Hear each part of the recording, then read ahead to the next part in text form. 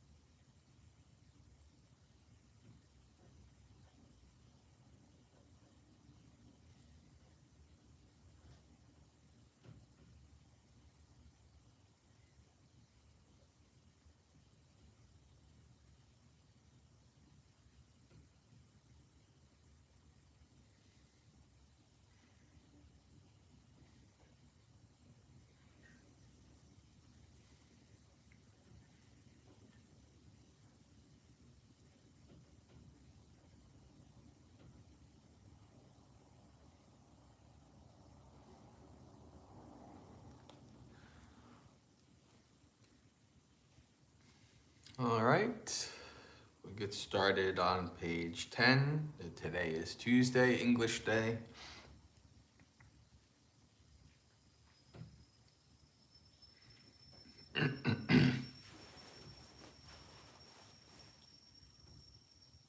Welcome, Jonathan.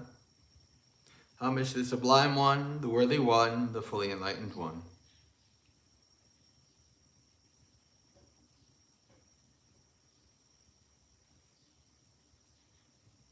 Are there issues with audio?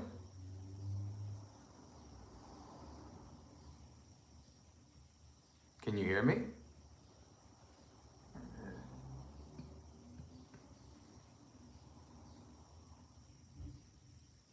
Okay, good. Homage to the Sublime One, the Worthy One, the Fully Enlightened One.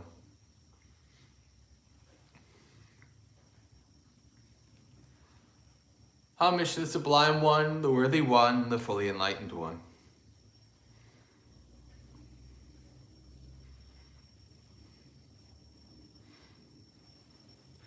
I go to the Buddha for refuge.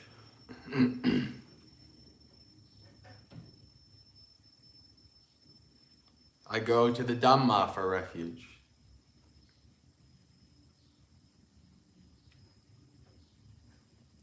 I go to the Sangha for refuge.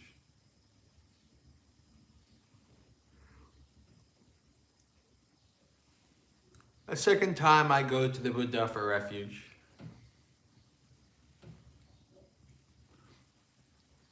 A second time I go to the Dhamma for refuge.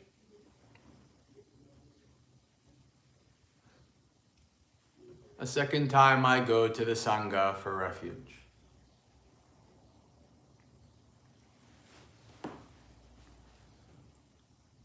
A third time I go to the Buddha for refuge.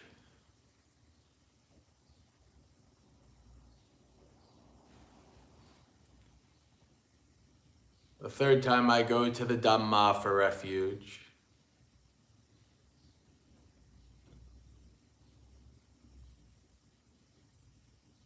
The third time I go to the Sangha for refuge.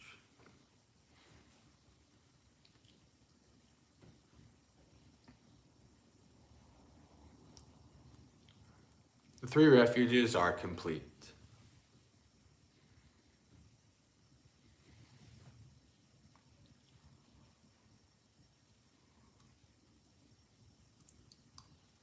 Welcome, Audrey and John.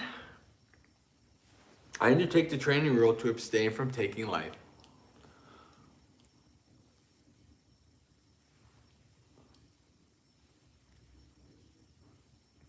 I undertake the training rule to abstain from taking what is not given.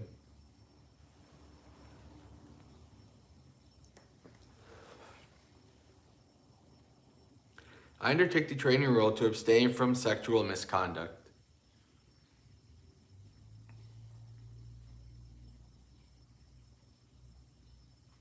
I undertake the training rule to abstain from false speech.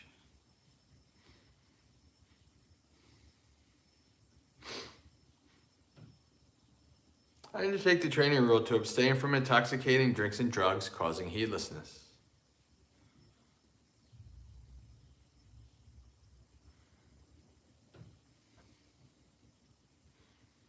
Having well undertaken and kept the 5 precepts together with the 3 refuges, one should strive on with diligence. With morality, good rebirth is gained. With morality, wealth is achieved.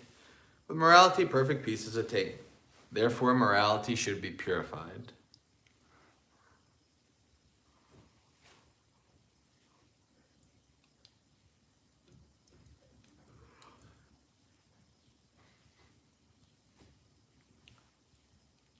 "24. Homage to the Sublime One, the Worthy One, the Fully Enlightened One. Homage to the Sublime One, the Worthy One, the Fully Enlightened One. Homage to the Sublime One, the Worthy One, the Fully Enlightened One. Such indeed is the Sublime One, worthy, perfectly enlightened, perfect in true knowledge and conduct, well gone, knower of the world, supreme trainer of persons to be tamed, teacher of gods and humans, enlightened and exalted. Well expounded is the Dhamma by the Sublime One, directly visible, unaffected by time, calling one to come and see, leading onwards to be realized by the wise. The order of the Sublime One's disciples is practicing well. The order of the Sublime One's disciples is of upright conduct. The order of the Sublime One's disciples has entered the right path. The order of the Sublime One's disciples is practicing correctly. That is, the 4 pairs of persons, the 8 kinds of individuals. This order of the Sublime One's disciples is worthy of offerings and hospitality, worthy of gifts and salutation, supreme field of merit for the world.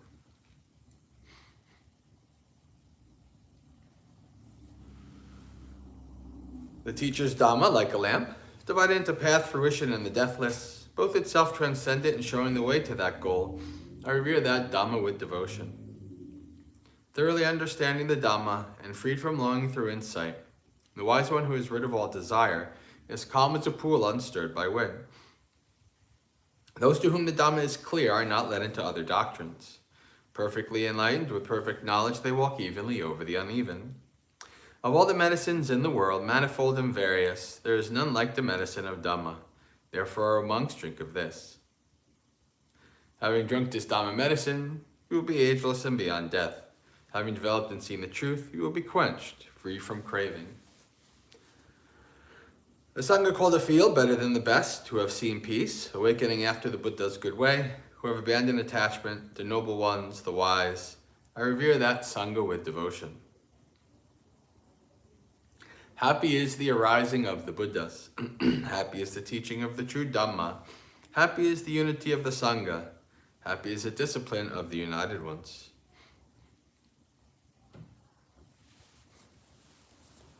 They go to many a refuge, those who have been struck by fear. They go to the mountains and forests, to parks and trees and shrines. But none of these is a secure refuge. None is the refuge supreme. Not by relying on such a refuge can one be freed from all suffering. But one who has gone for refuge to the Buddha, Dhamma, and Sangha sees with perfect wisdom the 4 noble truths: suffering, the arising of suffering, the transcending of suffering, and the noble eightfold path that leads to suffering's final end. This is the refuge that is secure. This is the refuge that is supreme. By relying on such a refuge as this, one is released from all suffering. By this practice of Dhamma in accord with the Dhamma, I respect the Buddha. By this practice of Dhamma in accord with the Dhamma, I respect the Dhamma. By this practice of Dhamma in accord with the Dhamma, I respect the Sangha.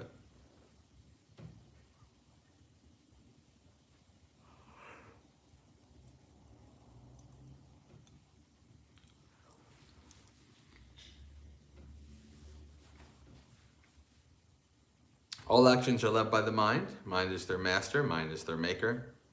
Actors speak with a defiled state of mind, then suffering follows, as the cartwheel follows the foot of the ox.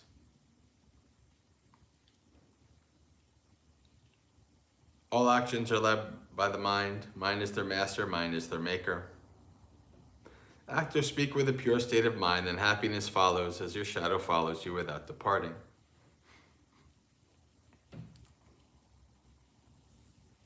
Impermanent are all conditioned things, affected by rising and falling away. Having arisen, they then must cease. Blissful is it when they subside. Abstaining from all evil, doing what is good, cleansing one's mind, this is the teaching of all the Buddhas. Patience is the highest practice. Nibbana is supreme, say the Buddhas. A mendicant does not harm others. A recluse oppresses no one. Not insulting, not harming, restrained according to the moral code, moderating in food, dwelling in solitude, engaging in higher mental development. This is the teaching of all the Buddhas.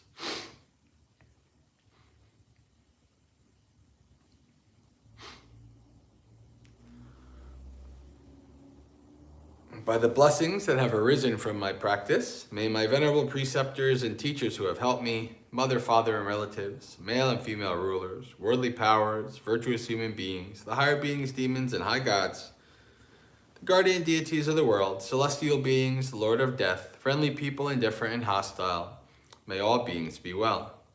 May the skillful deeds done by me bring you threefold bliss. May this quickly bring you to the deathless. By means of this meritorious deed and through this aspiration, may I quickly attain the cutting off of craving and clinging. Whatever faults I have until I am liberated, may they quickly perish. Wherever I am born, may there be an upright mind, mindfulness and wisdom, austerity and vigor. May no harmful influences weaken my efforts. The Buddha is the unsurpassed protector. Dhamma is the supreme protection. Peerless is the silent Buddha. A Sangha is my true refuge. By the power of these exalted ones, may I rise above all defilements. By means of this meritorious deed, may I never join with the foolish. May I join always with the wise until the time I attain Nibbana.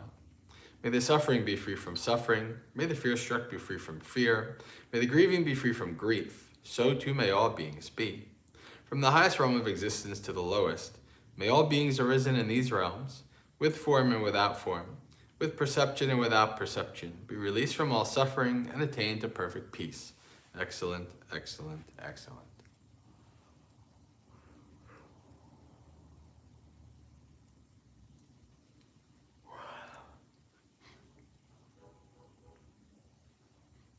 We are on page 161 for the secondary chanting, continuing through Mahasatipatthana Sutta.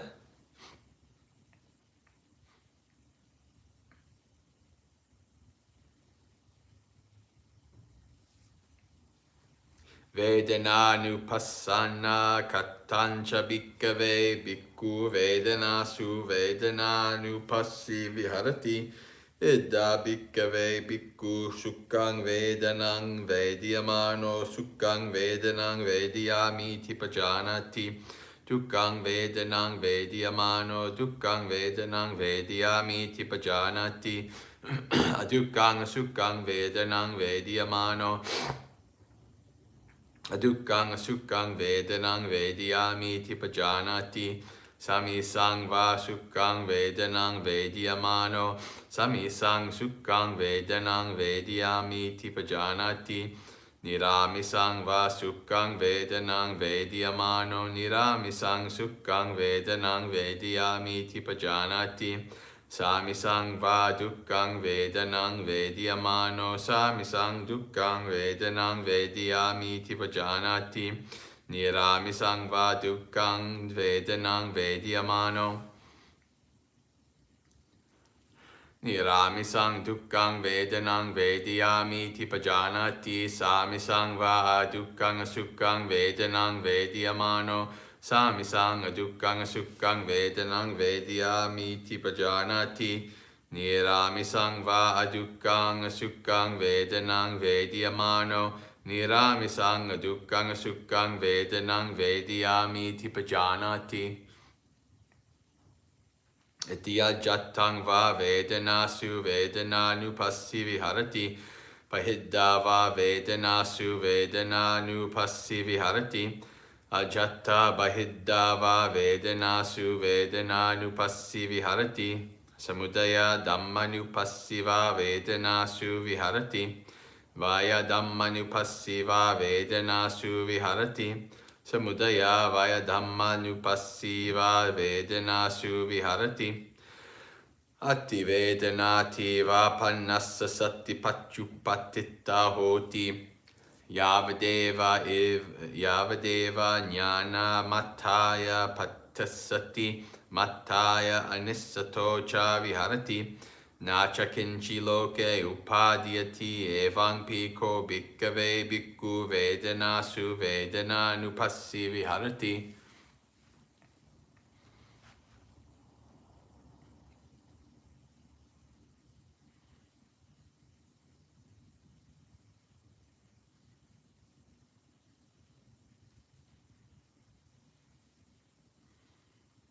All right. This is the second Satipatthana, the second foundation of mindfulness, feeling or sensation, Vedana, contemplation of feeling. And how bhikkhus does a bhikkhu dwell contemplating feelings in feelings or aspects of feelings, right? Different kinds of the whole range of feeling and sensation. Here, when feeling a pleasant feeling, a bhikkhu understands I feel a pleasant feeling. When feeling a painful feeling, he understands I feel a painful feeling. When feeling a neither painful nor pleasant feeling, he understands I feel a neither painful nor pleasant feeling. When feeling a carnal pleasant feeling, he understands I feel a carnal pleasant feeling. When feeling a non-carnal pleasant feeling, he understands I feel a non-carnal pleasant feeling. So these two Pali words here, samisa and niramisa, are of the body, of the form, the physical form, and not of the form. So feeling a feeling, a sensation or whatever, not of the body would be related to the mind, spiritual feeling, experience, etc. So when feeling a carnal painful feeling, he understands I feel a carnal painful feeling. When feeling a non-carnal painful feeling, he understands I feel a non-carnal painful feeling. When feeling a carnal neither painful nor pleasant feeling, he understands I feel a carnal neither painful nor pleasant feeling. When feeling a non-carnal neither painful nor pleasant feeling, he understands I feel a non-carnal neither painful nor pleasant feeling. In this way, he dwells contemplating feelings and feelings internally, or he dwells contemplating feelings and feelings externally, or he dwells contemplating feelings and feelings both internally and externally, or else he dwells contemplating in feelings their nature of arising, or he dwells contemplating in feelings their nature of vanishing, or he dwells contemplating in feelings their nature of both arising and vanishing, or else mindfulness that there is a feeling is simply established in him to the extent necessary for bare knowledge and mindfulness.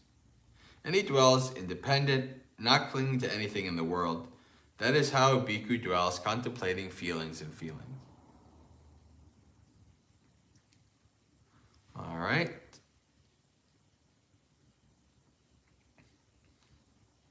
Let's go to our thought of the day. Page 95, continuing with the 11 benefits of metta.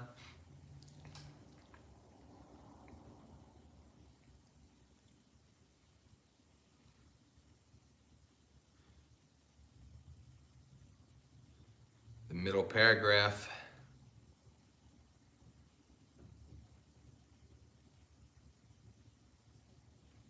Tuvatang chittang samadhyati mukhavanno vipasidati.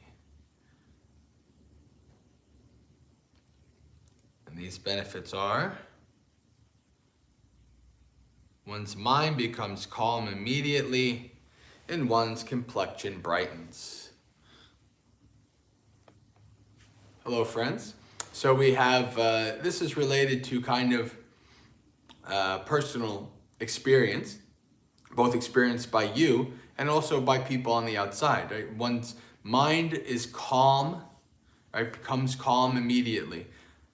Metta practice is a practice that develops a mind state of samatha, right? A mind state of calm, tranquil, silent peace in the mind.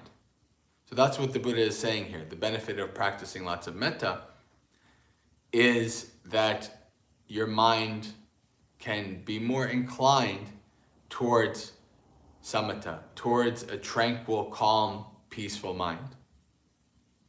It's a wonderful benefit.